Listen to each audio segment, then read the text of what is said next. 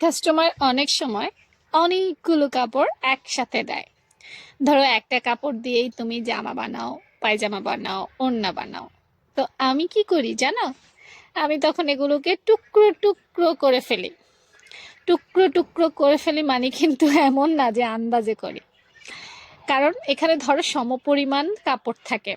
একটা জামা বানানোর জন্য কতটুকু লাগবে, সালোয়ার বানানোর জন্য কতটুকু লাগবে, ওড়না বানানোর জন্য কতটুকু থাকবে, এটা কিন্তু টেইলারদের একটা মাপ থাকে। তো সে মাপ অনুযায়ী আমি আলাদা আলাদা করে নিই, কারণ একসাথে এত কাপড় হ্যান্ডেল করা সম্ভব হয় না। ভাঁজ নষ্ট হয়ে যায়, অথবা ফিনিশিংয়ের যে কাপড়ের ফিনিশিং সেটা নষ্ট হয়ে যায়। তো সেজন্য আমি আগে কি করি, কাপড় থেকে জামার কাপড়, ওড়নার কাপড়, সালোয়ারের কাপড় এভাবে আলাদা আলাদা করে টুকরো টুকরো করে নিই। এতে আমার জন্য অনেক সুবিধা হয়। আমি অনেককেই দেখেছি একই সাথে রেখে কাটিং করতে, বাট আমি ওভাবে পারি না বা আমার ভালো হয় না।